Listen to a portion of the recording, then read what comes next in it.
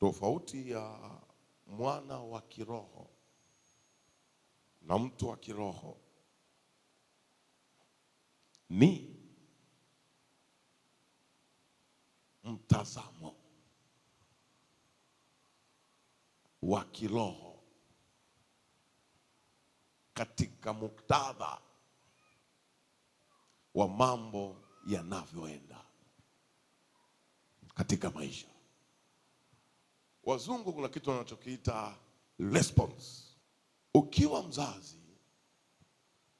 mtoto wako mwana wako akikuita, mwana akikuita, kuna mwana ambaye ametoka kwenye tumbo lako la uzazi, ametoka kwenye viuno, na kuna mwana ambaye umeona huyu Mungu ameniheshimu, amenipa nafasi niweze kumlea. Kwa hiyo haumlei kwa mbali, unamlea kwa karibu, kwa sababu umemweka kwenye kundi la kuwa mwana. Sawa eh? Ambako pia ili ni kundi ambalo na sisi pia tupo, kwa sababu Mungu ameamua atulee, atuzae mara ya pili. Au tunaitwa tumeokoka. Sawa. Sasa mwana akikuita, kuna kitu kinachoitwa response. Unavyomuitikia, na kumuitikia mwana hakumaanishi utamjibu kile anachotaka. Sawa mpaka hapo eh?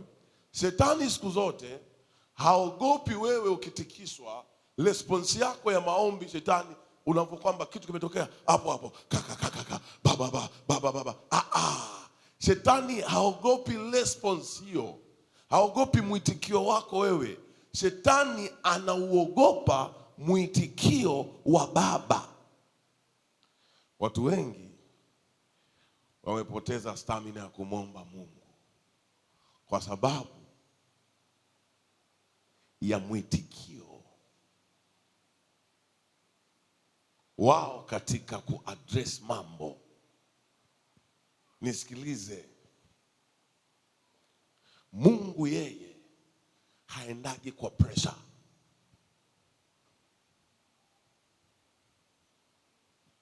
Jumamosi iliyopita nilikuja humu ndani, moyo wangu, unajua hamna kazi kama ile mmejaa hivi alafu naanza kuombea mmoja baada mwingine. Kwa Jumamosi watumishi tulikuwa tunaomba hapo mmoja baada mwingine. Ningekuja kwa culture, kwa tamaduni kwamba Jumamosi nikifika lazima nifundishe, alafu tuingie kwenye maombi. Maana yake ile ni response yangu mimi. Lakini kwa kuwa sikuja kwa culture, kwa utamaduni, nimekuja nikitafuta yeye Mungu anielekeze nini, mimi niitikie. Maana akinielekeza yeye nikaitikia, maana yake hiko kinachofanyika, kazi inakuwa si ya bure, inakuwa ina matokeo. Ndio maana kuna mtu yuko hapa kwa sababu usiku kaota anafukuzwa na mbwa, amekuja kwenye ibada hapa leo. Sawa eh? In the matter of the fact, mimi namshukuru Mungu kwa ajili ya ndoto hiyo, kwa sababu pia imekukumbusha kwamba uende wapi? Uende kanisani, sio? Lakini the matter of the fact, kuna mtu yuko hapa kwa sababu amejiwekea Mungu, mwaka huu Jumamosi zangu mimi nitazimalizia kanisani. Leo nilikuwa namwambia mtu mmoja,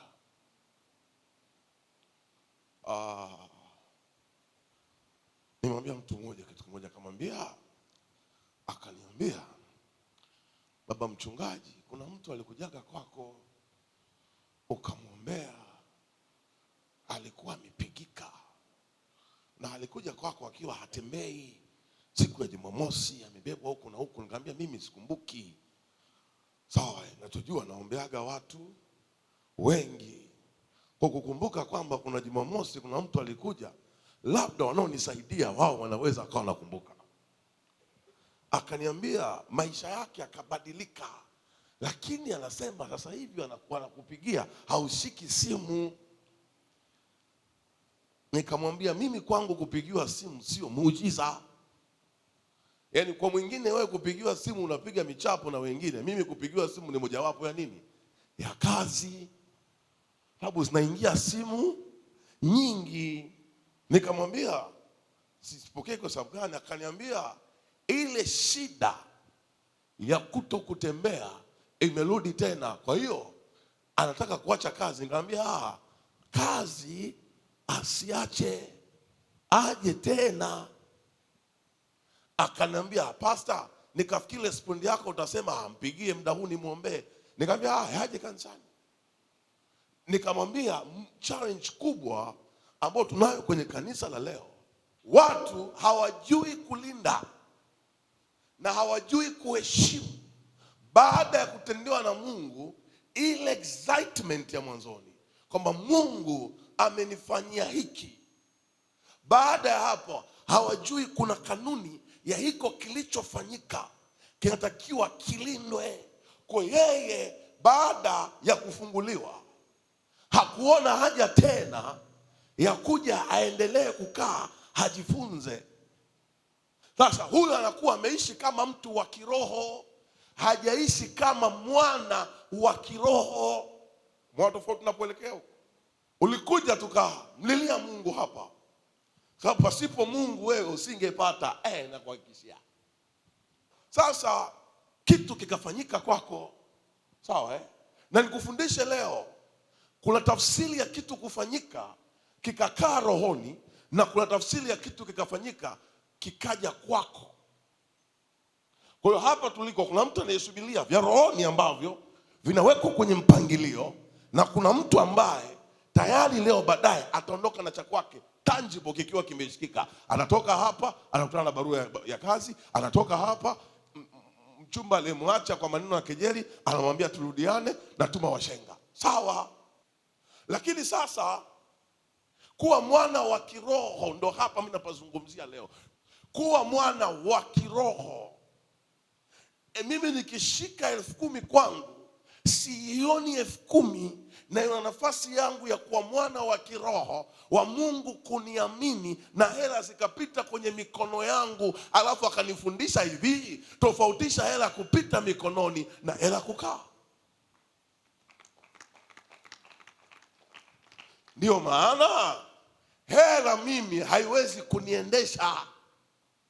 Unajua walimwengu wana mtazamo juu ya watumishi wa Mungu, of which hatuwezi tukaubadilisha huo mtazamo. Na mimi nakwambia kuna familia, yani wakati mwingine iombeage tu toba na rehema familia yako, kwa sababu watu wa kiroho wanashambulia sana watumishi wa Mungu. Kujua kufungua Biblia na kuelezea baadhi ya mistari ulioikremu sio nafasi ya utoshelevu. Uanze kumfyatua mtu ambaye ameatoa maisha yake sadaka kwa ajili ya kumtumikia Mungu aliye hai. Kwa sababu mwana wa kiroho hastahili maisha mabovu. Mwana wa kiroho anastahili maisha ambayo yatamwakilisha Mungu wake.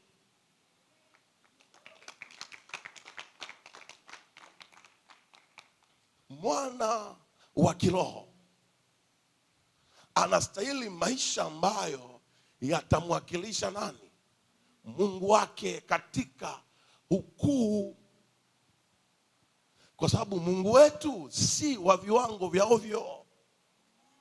Sasa mimi naambia kila siku, hii kazi tunaloaga majasho kila siku. Sasa nikalie nguo moja tu ililoa jasho mpaka ikapauka kwa jasho, alafu nije nikufundishe nikwambie there is a Jesus of Nazareth. Katika zama za kuvaa nguo za kupauka nilivaa, na nikahubiri katika zama hizo na watu wakafunguliwa. But now over my dead body I won't go down.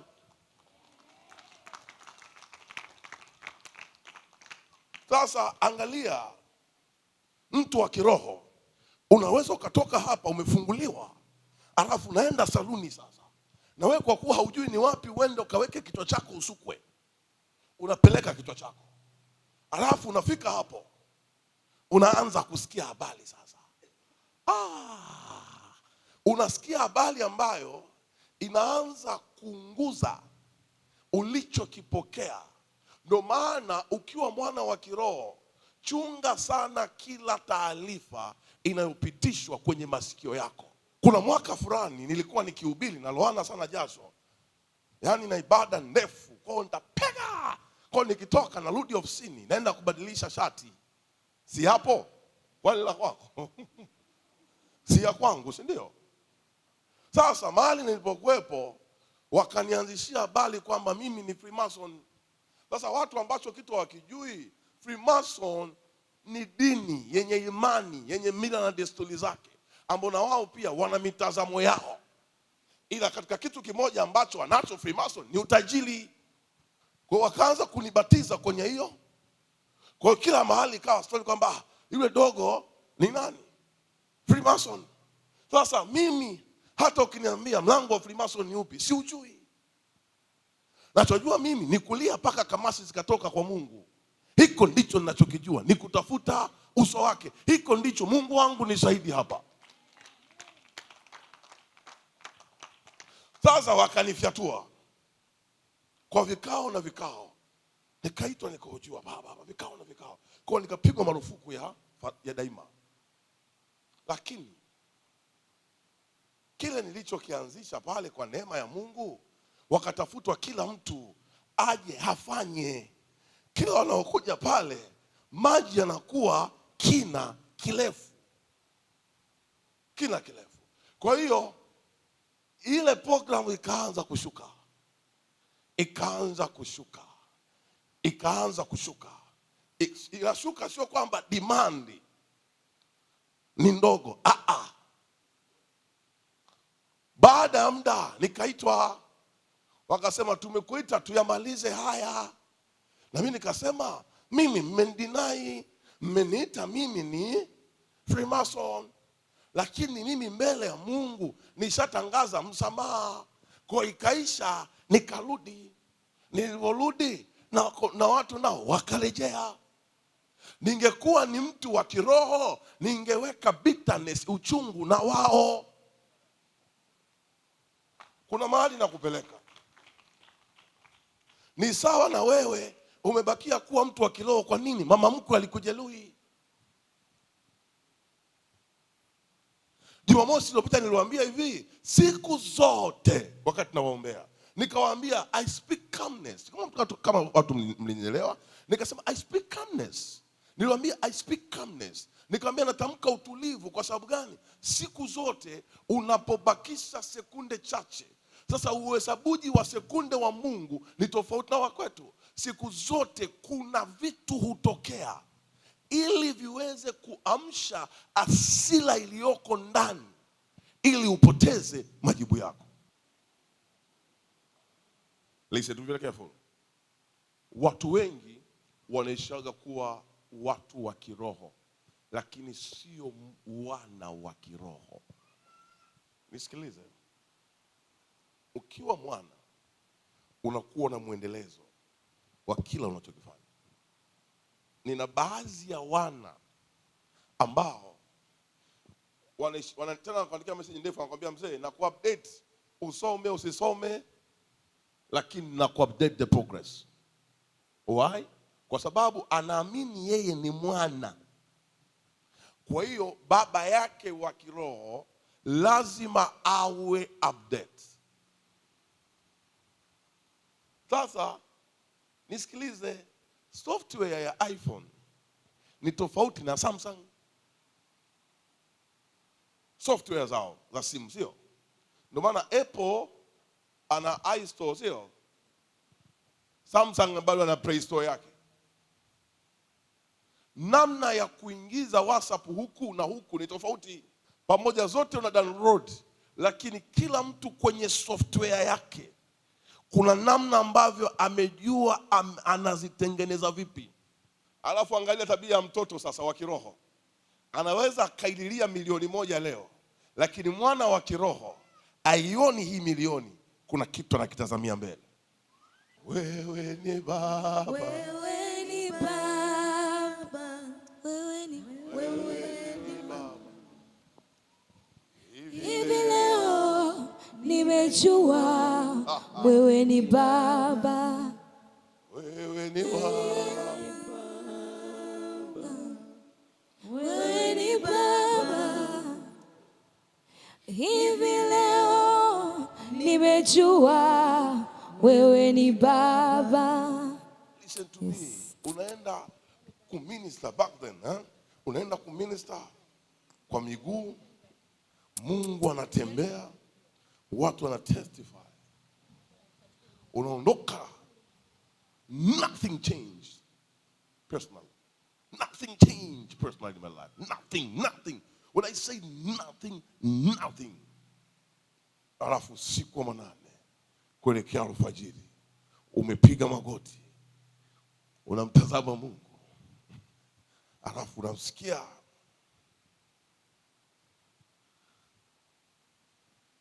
mtu anasema, haijalishi uko wapi, alafu unawekwa nyimbo, wewe ni Baba, wewe ni Baba, hivi leo nimejua.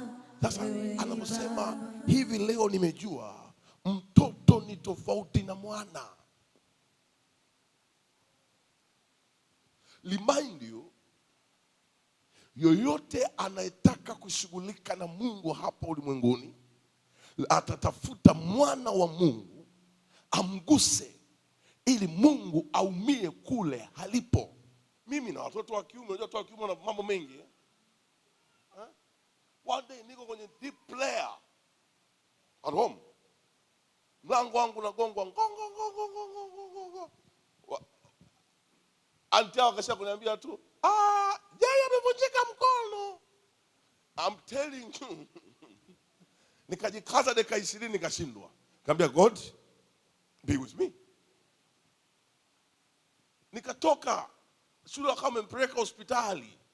Kumbuka yule ni mwana. Sawa Washa hazard na nisikuangalia nani na nani barabarani. Nilichokuwa naangalia, let me alive that. Wacha nifike nimuone mwanangu. Sawa Na nilibakisha masaa machache na ibada hapa. Nilipofika nikauliza, hey, what happened? Hawanipi majibu ya kueleweka. I didn't care about ustaarabu wa hospitali. Nikambeba hapa, nikaingia naye kwenye gari. Washa hazard kwenda hospitali nyingine. What I was looking forward ni mwanangu mkono uliovunjika upate treatment. Nini? Mwana ameguswa yeye na mimi moyo wangu ukawa umegusika. Ukafika hospitali. Bishop anauliza, utaweza kuhandle service ya jioni au nikusaidie? Nikamwambia I'll come, don't worry, I'll come. Sawa Nilipoona amepata treatment, there nikaja kwenye ibada. Why? Mwana, listen to me. Ukielewa nafasi yako, hautachoka kwenye vita yoyote ya kiroho, kwa sababu your failure is also failure ya wewe. Yani kushindwa kwako wewe ni failure ya wewe kukaa kwenye kiti, kwa sababu Mungu yeye hakuna vita atakayoruhusu ushindane ambayo hana uhakika wa ushindi wako. Never.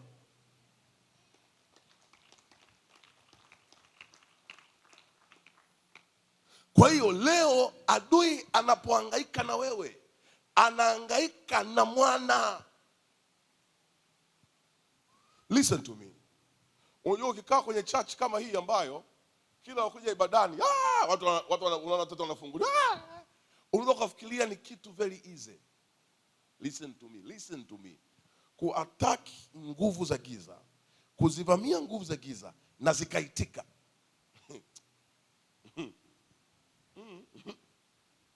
Yaani kuzivamia nguvu za giza na zikaitika sio jambo dogo. Kwako ni kawaida kwa sababu wewe ndio mtendewa. Kwamba ile power inapotoka in the mighty name of Jesus, wewe ndio power sio inakuja kwako, si ndio? Manake nguvu zinazanaje, zinachokonolewa, zinapigwa huko zilipo. Sasa sio kitu rahisi kwa taarifa yako. Nisikilize, maandiko yanasemaje? Wale wote waliompokea walifanyika kuwa wana. Lakini katika huku kufanyika kuwa wana kuna categories pia. Kuna madaraja sasa. Yohana 1:12. Bali wote waliompokea aliwapa uwezo wa kufanyika wana wa Mungu, ndio wale waaminio jina lake, waliozaliwa si kwa damu wala si kwa mapenzi ya mwili wala si kwa mapenzi ya mtu, bali kwa Mungu. Sasa angalia, hawa watu wamezaliwa kwa mapenzi ya nani? Sio mapenzi ya nini? Ya Roho. Ndio mimi nakwambia aje sasa ku-address, ku-attack. Sawa? Leo ukiangalia hizi huduma kama the deliverance, resistance yake ni kubwa sana. Sawa? Yaani resistance yake ni nini? Ni kubwa. Kwani mtumishi unafikiri mimi sipendi kuja kupiga tu maneno hapa nikamaliza nikwambia nenda kwa amani ya Bwana? Namba moja, nitawahi kumaliza? Wala hakuna kiungo changu chochote cha mwili kitakachofanyaje? Kitakachostuka. Lakini unafikiri unaposema in the mighty name of Jesus, I speak freedom. Out. Paka mtu unalala unasema tu out.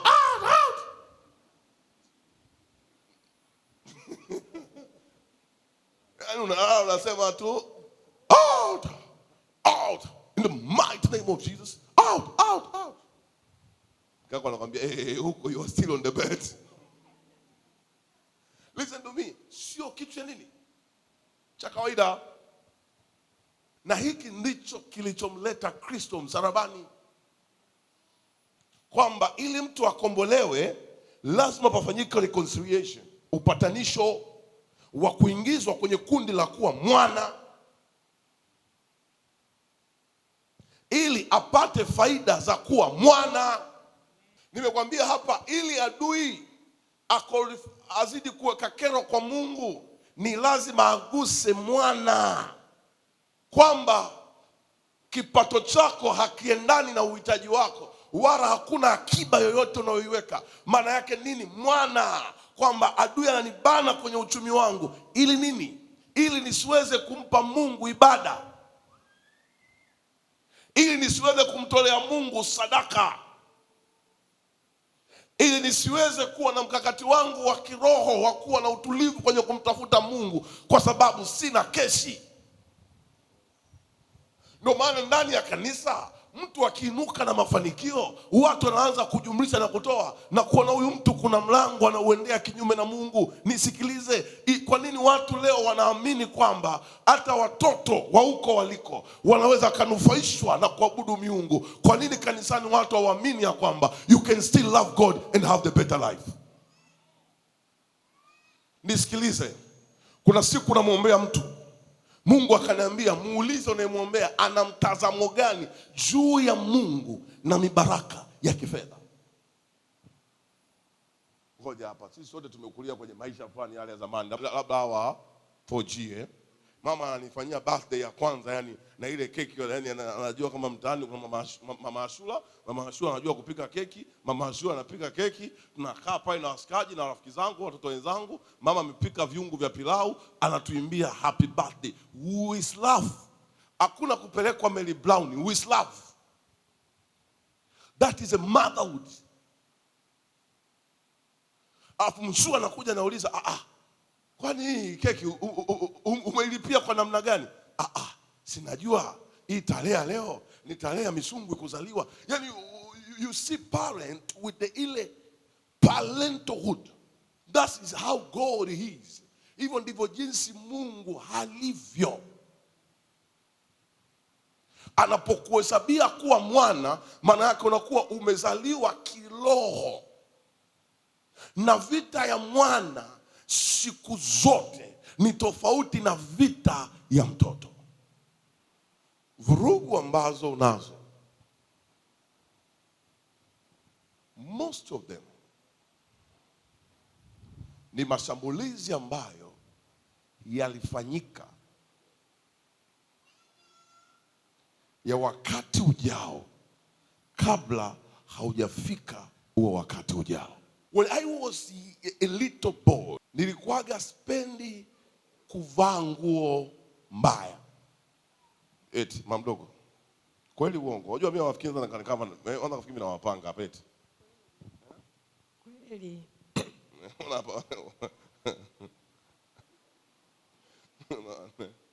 Unaona?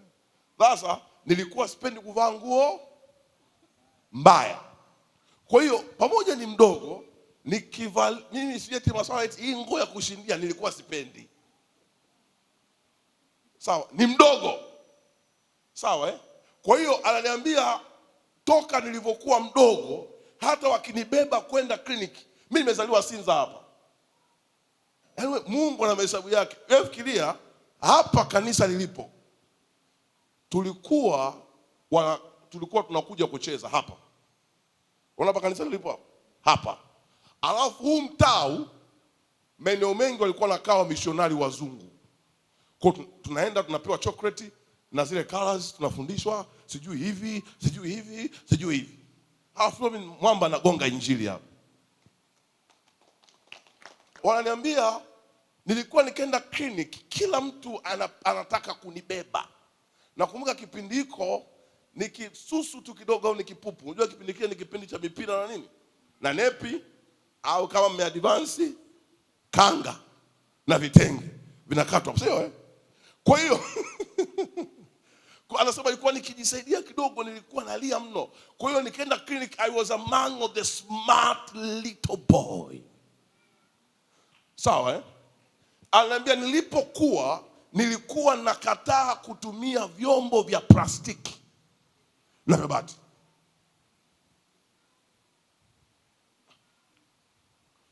Sawa Na mimi nikikumbuka nilipokuwa primary school, nilikuwa napenda kula na fork and knife. Kisu na nini? Na uma.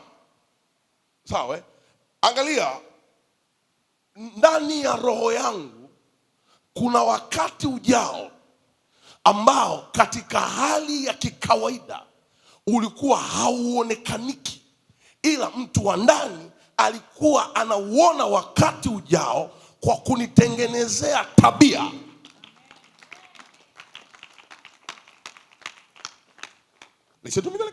Kwa kunitengenezea tabia ambazo ziko katika wakati usioonekanika.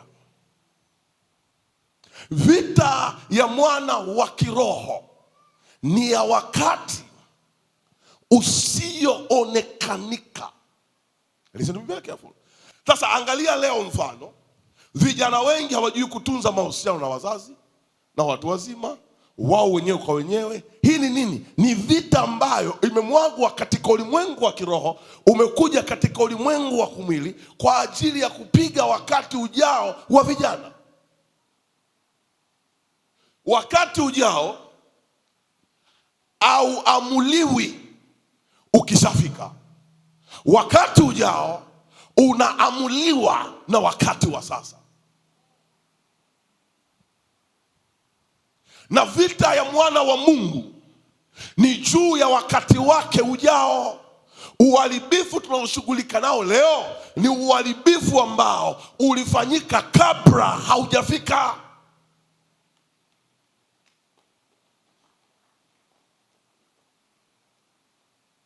Praise the Lord, praise the Lord. Angalia, Mungu anamwambia Habakuki iandike njozi hii. Habakuki aliteswa na kile alichokuwa anakitaka kitokee kwa wakati wake. Ndio maana kuna saa unapita mahali maisha yanakubana, Ukili kitu ambacho kitagharimu wakati wako ujao. Kwamba umeshindwa kulipa kodi, unaanza haya sasa ndio yashakuwa maisha yangu mimi. Haya sasa ndio yashakuwa nini? Maisha yangu mimi. Listen to me. Hili ni duara kubwa. Lina muonekano wake externally, lakini kuna internal matters.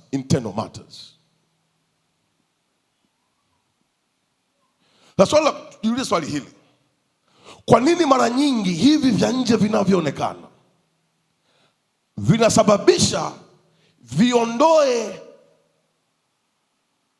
mazingira ya ndani? Kwa sababu mazingira ya ndani yanapovurugwa yanaenda kuasili mazingira ya nje ya wakati uliopo mbele yako. Angalia hata leo hii, mimi baba yangu ukiwekea vocha haimalizi mwezi, lakini nikaja kwa observe akikaa ndugu yake Segelewa wanapiga maneno kidogo hapo. Yani ukimuuliza ripoti za ndugu zake zote anazo. Anakwambia lazima utunze uhusiano. Lakini angalia sisi ambao tunavyoharibu wakati ujao. Asiyekutafuta la kwake haripo haumtafuti. One day nilikuwa na argue with my father. Namwambia, mzee, umesema you are sick, kwa nini usafiri kwenda kuzika? Akaniambia, ninaenda kumpa joto kaka yangu. Kuna kitu ambacho ni internally. Mimi kwa nje namuonia sympathy yake, yeye kwa ndani kuna mazingira ambayo anayo ya kimahusiano. Wakati ujao mwingi wa watu huharibiwa na mazingira ya wakati wa sasa ndani. Ndio maana mimi ukiniambia nimeomba paka vya kuomba sina. Yani pastor, huwezi amini, yani nimeomba paka vya kuomba sina. Angalia kwa habari ya wakati ujao. Nilikuwa namwombea mtu mmoja ana struggle kwa habari ya kujenga. Wakati namwombea nikagundua babu yake aliingiliaga kwenye shamba la mtu kwa miguu mitatu. Yule aliyeingiliwa kwenye shamba akasema, tutaona kama kizazi chako kitakuwa na utulivu wa kumiliki mahali popote. Yule aliyetamka vile alitamka akiwa amefunga nafsi za watu ambao hawapo kwa wakati ujao, kwa sababu huyu ameshindwa kumshughulikia. Kwa huyu babu paka anakufa, ile miguu mitatu aliyochukua ya mwingine anayo, ila waliokuwepo wakati ambao hawapo kwa wakati ujao wanakuwa wameathiriwa na wakati wa sasa.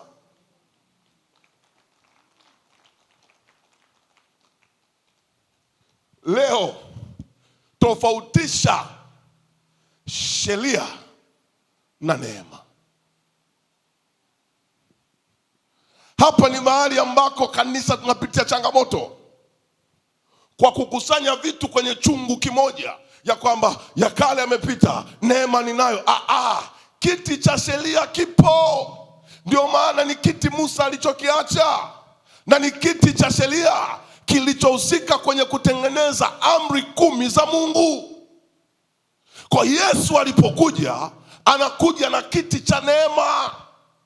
Yesu anakuja kututengenezea sisi kile alichokisoma mtumishi wa Mungu pale kwenye Yohana, sisi kuwa wana, kuzaliwa katika roho. Musa alikuja kutengeneza sheria za kiutawala ambapo Mungu aliamua kuziweka. Yesu anakuja sio kwa ajili ya kuziondoa sheria, bali kiti cha neema. kiweze kuhusika na wakati ujao ulioharibika. Nakupa mfano wangu. Kuna siku nilipanda basi, nikaumwa sana tumbo. Natoka Zimbabwe narudi Tanzania. Safari ilikuwa ngumu kweli kweli. Kuna saa tumbo likanishika, dereva hataki kusimama. Nikatamka juu ya wakati ujao kwa kuapa. Nikamwambia Mungu aliye hai, hii ndio safari yangu ya mwisho ya nchi kwa basi. Ninalia machozi usiku wa manane, niko kwenye basi. Mnafika mahali dereva anasema nimechoka, anazima gari analala. Mnafanya nini? Nikatamka juu ya wakati ujao. Nikatamka juu ya 2026, nikatamka juu ya 2020, nikatamka juu ya 2014, nikatamka juu ya 2013. Niliutamkia wakati ujao. Leo ndege nazipanda, mtumishi. Sawa? Angalia, mwingine akiniona anaweza kufikiria kwamba si unajua tu bana. Hapana. Ndio maana anayejua kushughulika na wakati ujao, hata asipoona kitu kikiwa kamilifu, ila akaona dalili ya kitu kutokea, anaiheshimu sana ile dalili, huku akikaa miguuni pa Mungu. Adui anapoangalia nafasi iliyoko mbele yako, na wewe ni mwana wa Mungu, anaangalia ndani ya familia yenu wakati ujao uliwekewa ugonjwa gani. Alafu anakuwa anatafuta sio fursa kubwa. Kuna kitu tunakiita spiritual minor fracture, uwazi mdogo wa ndani. Alafu anatumia kwa kigezo, anaachilia huo ugonjwa. Kwa hiyo unafikiri ya kwamba unapambana na ugonjwa wa sasa, kumbe unapambana na ugonjwa ambao watu waliona visivyoonekanika wakakutangulia mbele. Nisikilize, kwenye ulimwengu wa mwili hawawezi wakakutangulia mbele, utawaona makatara. Ila katika ulimwengu wa kiroho, hapo ndipo wana uwezo wa kumtangulia mtu mbele. Angalia vita ulionayo, Nisikilize, Yesu alikuja kipindi cha neema, alikuwa na vita au hakuwa na vita? Wewe fikiria, mwanaume anavuka ng'ambo, alafu anakutana na watu wamekaa barabarani. Maandiko yanasema hiyo njia hakuna mtu yeyote aliyekuwa anaweza kupita, kwa sababu kuna watu walikuwa wamejaa mapepo, wamejaa nguvu za giza. Maana yake ni nini? Wale watu hawakukaa pale kwa bahati mbaya, ni watu waliopangwa kwa ajili ya wakati ujao, ili kuzuia Yesu asipite kwenye hiyo njia.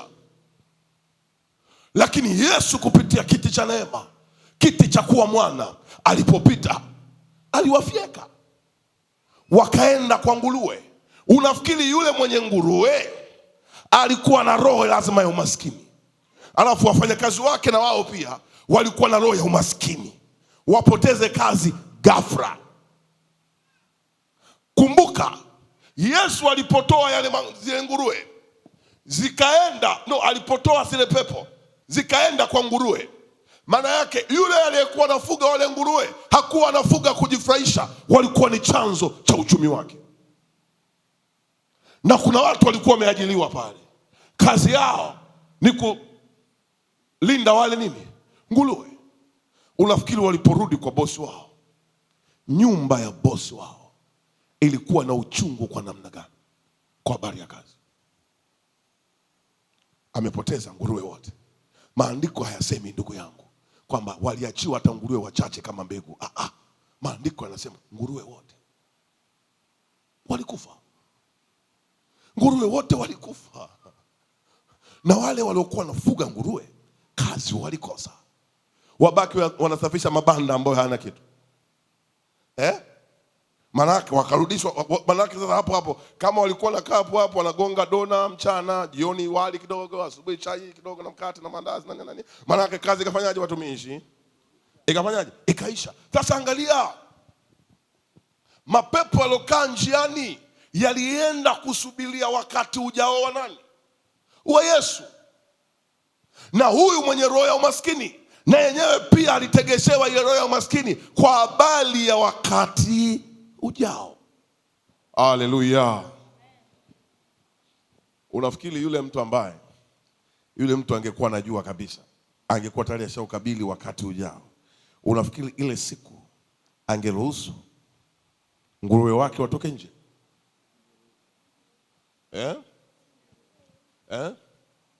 Sasa fikiria katika ukubwa. Sawa hapa usifikirie tu masuala madogo madogo ya kwamba unataka wewe ndio peke yako kwenye familia na nyumba nzuri za kujifunze. Tuje katika level ya nchi. Sawa kwamba mbona mmecheka? Kuna familia zina vishindo, mimi nakwambia wewe. Okay, when I was in boarding school,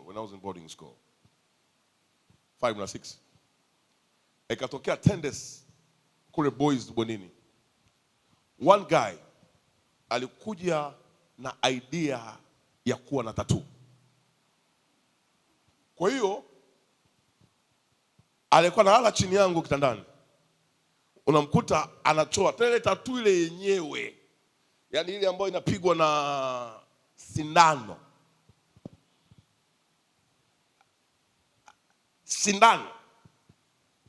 Maana yake there's a blood.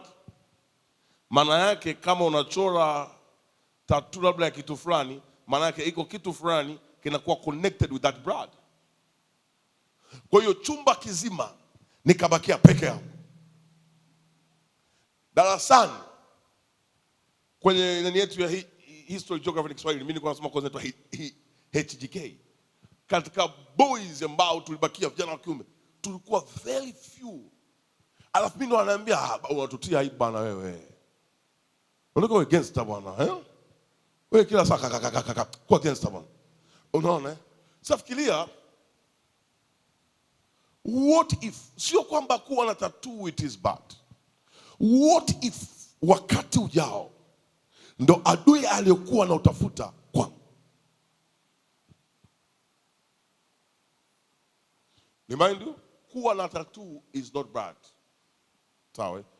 Kwa mitazamo ya watu wengine, ila kwa mtazamo wangu mimi is not good. I cannot allow over my dead body. Mtoto wangu nikutana na tattoo, atanieleza vizuri. Mungu aniepushe mbali katika jina la Yesu Kristo, Bwana Mungu aliye hai. Nakataa. Ikageuka kuwa tennis. Watu wana, one day I meet with one person, nilikuwa naye, akaniambia nina regret kuwa na iMac. Imenipotezea nafasi nyingi sana za kazi. Wakati ujao maana yake ni tafsiri ya vitu visivyoonekanika katika hali ya kimwili, ila vinaonekanika katika hali ya kiroho. On Wednesday after the service, I was talking to one of my daughter. Nimeanza kummenta alipokuwa na biashara ndogo sana ya kulenga Kariakoo auze kwenye raka ya biashara, ila mimi niliona kisichoonekanika nikakitamka. Namwambia, nikamwambia siku moja, najua hauna leseni ya biashara au chochote, just come with your bank account na nida yako, I want to speak a word. But today she's traveling, anasafiri kwenda kufunga mizigo nje na ana biashara kubwa. Kuna kitu kisichoonekanika miaka hiyo nilikiona nikakitamka kwa ajili yake. Maana yake ni nini? Je, wewe wakati unazaliwa kitu gani ambacho baba yako hakukiona, mama yako hakukiona, bali mkunga wa hospitali alikiona akakibana? Wakati umeenda kwenye ajira yako kwa mara ya kwanza, wakakupenda kwa sababu uko flexible, ukitumwa huku naenda, haujui kununa. Je, waliona nini kwako? Na walitamka nini juu ya wakati wako ujao?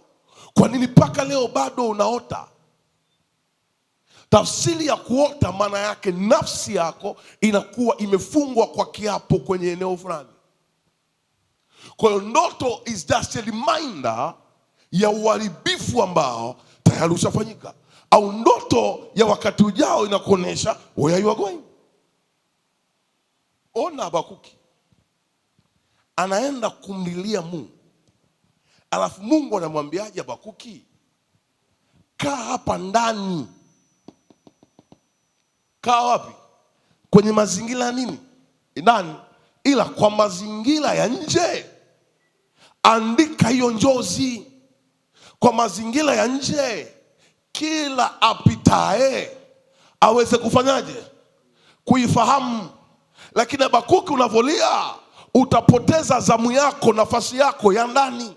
Ukipoteza nafasi yako ya ndani, hivi vya nje haviwezi kutokea. Ndio maana saa kama hii ya Habakuki, watu wengi huishia kwenye vinywa vyao, namtegemea Mungu. Ila the matter of the fact inside, none, they don't believe on God anymore. Ndani hawamwamini Mungu anymore. Habakuki 2:2. Bwana akanijibu akasema, iandike njozi ukaifanye iwe wazi sana katika vibao, ili aisomaye apate kuisoma kama maji. Baba, mtumishi ujui tu, watu wakiniona wanaambia mimi ndo mkurugenzi. Watu wakiniona wanaambia yani wewe utaolewa na mtumishi wa Mungu.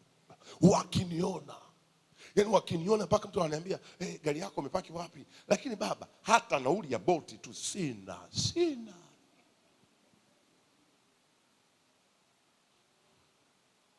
Yani baba weza mimi, yani hii proposal ya biashara mimi nimekaa nayo muda mrefu sana baba.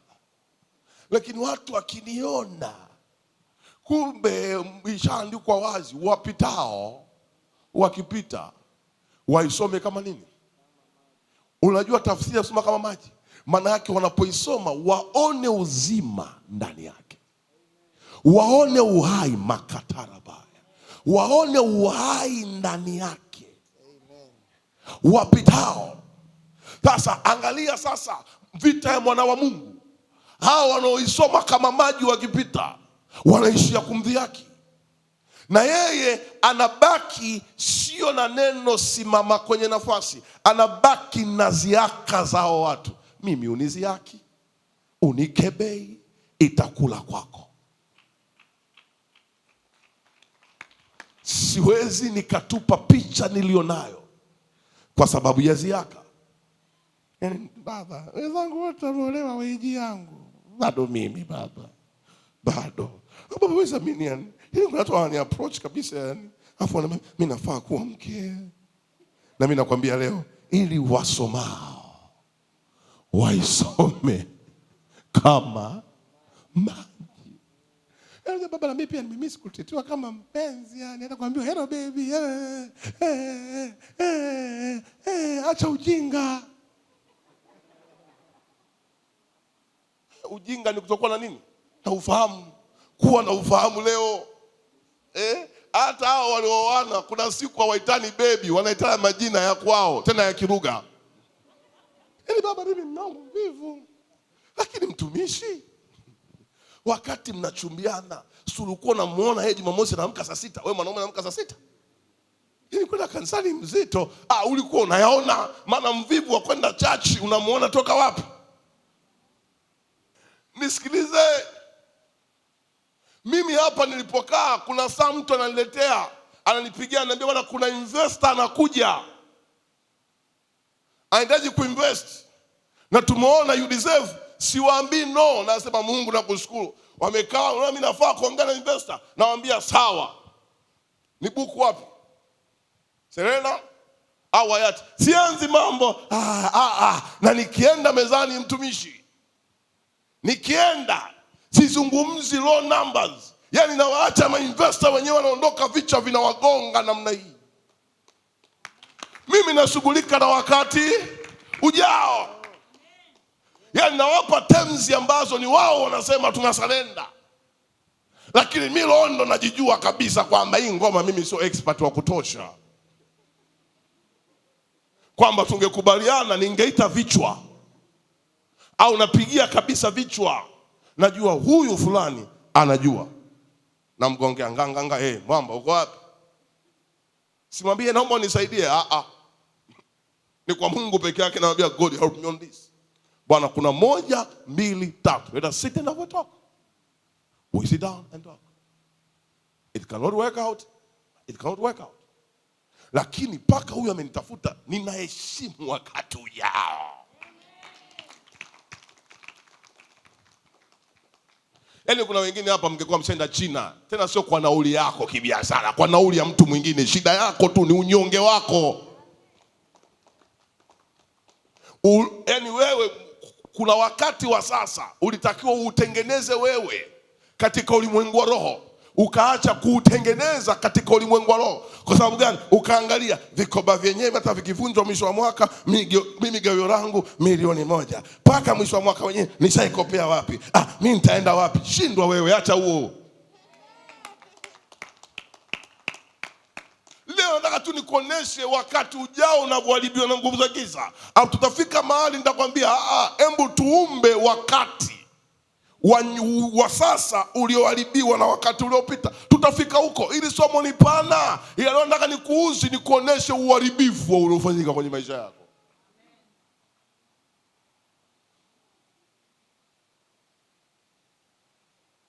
Mimi nishapigiwa bwana, kuna nikaambia nakuja, nimeenda watu hawajui Kiingereza. Wanamtafsiri wao mmoja na yeye pia naye kizungu chake kinacho hakijanyoka.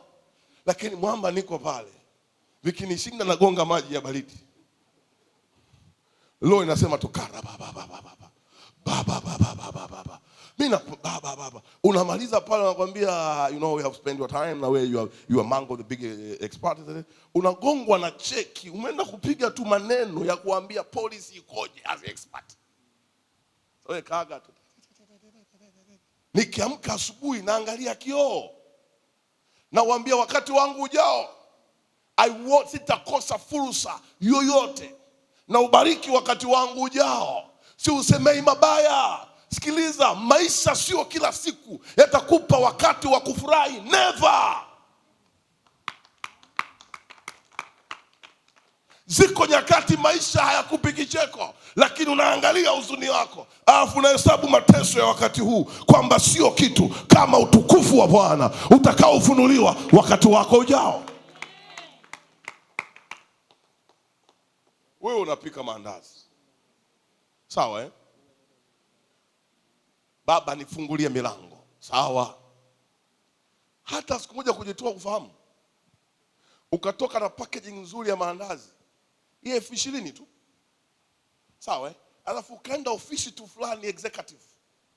Hivi unajua watu executive ambao unaona wakubwa sana, kuna saa wanatamani wapate pishi la andazi la Kiswahili. Yaani andazi ndani lina iliki kidogo. Unajua kuna mambo fulani hivi unajua yaani unajua kuna nini? I'm telling you.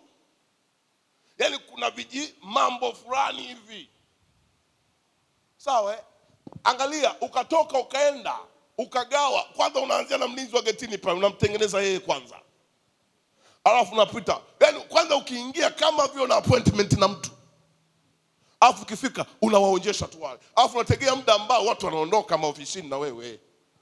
Si kila ofisi inasema inapakaji ya wafanyakazi kupaki magari, si ndio Unaenda pale unaanza tu na andazi lako. Jamani. Mimi Mungu amenibariki sana. Napika maandazi. You won't regret. Hautajuta. Au kama kizungu juu unaanza na how are you? Alafu unaishia hapo. Sawa Alafu unaanza kuambia kuna hili hapa. Unamlazimisha mtu analigonga. Yaani si tayari una upako. Tushakutamkia kafanikiwe. Watanionaje mimi? Wewe nenda, nani ajuae? Unaweza kwenda kufanyika kuwa mpishi wa mfalme nani ajuaye? Sio kila mtu aliyefika kule juu alikuwa na mjomba. Sio kila mtu alikuwa na nani. Nisikilize, unaenda na lile nini lile pishi lako lile, unawapa watatu ya 20,000 tu, marketing yako hiyo. Alafu nawaambia lakini kama unakuniungisha kidogo napokea. Alafu unajenga hako katabia, labda kwenye hiyo ofisi kila Ijumaa jioni huko pale. Ngoja nikwambie, hakuna kitu kwa watu wenye hela kama kigumu kama kufikiria nitakula nini. Ndio maana ukimwona kenda restaurant anaanza kuzana yule hivi, today what can I eat? Ndakula nini? Kwa sababu kula kwake yeye sio muujiza. Yaani kuteketeza laki mara moja sio nini? Unaona? Hata fikiria wewe unafanyika kuwa a problem solver. Unaandaa chapati nzuri, linachambuka vizuri. Sasa wewe mshahara wako 700,000, bado unajiona slay queen ofisini. Wakati Mungu amekupa uwezo wa kuchukua unga wa ngano ule, ukaukanda vizuri.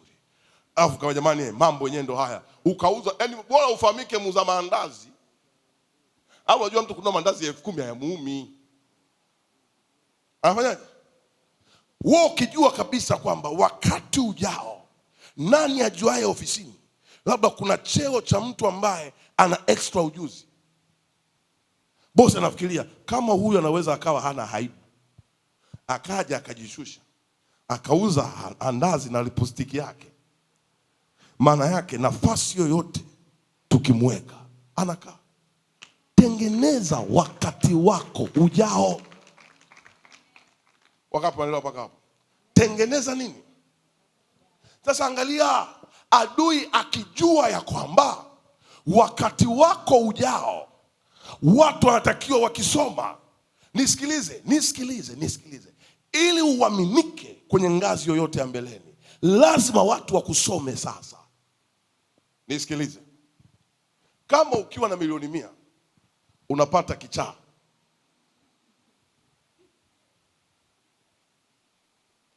sawa Yaani hata ukija chachi kuna saa tu unavusha unawaza 100, ile 100. Maana yake Mungu anaelewa wakati ujao huyu kwake. Alafu unakuta kwamba ni adui ambaye ameweka kitu ndani. Ukiingia kwenye ajira yako mara ya kwanza, mkataba wako unaosaini kwa mara ya kwanza, katika ulimwengu wa roho, your first contract matter a lot. Sababu huo ndio ulitumika kuamua wakati wako ujao. Ndio maana leo ukienda kuomba kazi utaambiwa tuambatanishie slipu yako ya mshahara wa sasa. Maana yake wale watu wanatumia leo kuhukumu mshahara watakaokupa kesho. Ninauombea wakati wa sasa. Nilikuwa sijui kwamba nauombea wakati wa sasa.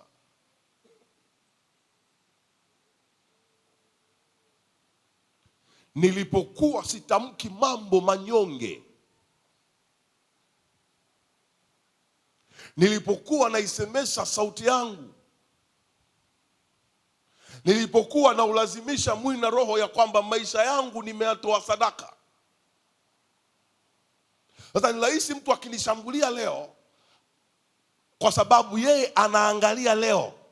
Yaani ni rahisi mtu akiona leo nimeshika maiki akaanza kunishambulia leo pasipo kujua wakati wangu uliopita ulitengenezeka vipi miguuni pa Mungu aliye hai. Nisikilize, madhara mengi ya maisha ya watu leo, watu walikwisha ya survey kwenye ulimwengu wa roho wakaona. Ndio maana ni rahisi Mungu akakufanyia vitu vingi tu ukabaki na jambo lako moja kila siku nakuuliza tu kila siku. Yaani ninakuuliza kila siku. Yaani Mungu jamani, mbona kwenye hili anipitii? Mungu mbona kwenye hili Mungu anasema ni toto langu leo sio likoje? Yaani nimempa pumzi. Alafu hata bado mtu mmoja akaniambia ni baba nimefika mahali nimechoka. Yaani hata ila baba uzuri kanisani nakuja. Ila nguvu ya kuomba sina. Nikamwambia wewe njoo tu chache hata kwa leo ushukuru tu. Baba jamani, nifikia tutanitia moyo. Nikutie moyo na nini sasa? Jesus come at church. Nisikize, kuna mazingira unapitaga hauhitaji kutiwa moyo, unatakiwa uambiwe fact. Uhalisia. Yaani unatakiwa unaambiwa uhalisia. Uhalisia kwamba this is the way. This is the way. This is the way. This is the way. Hii ndiyo njia.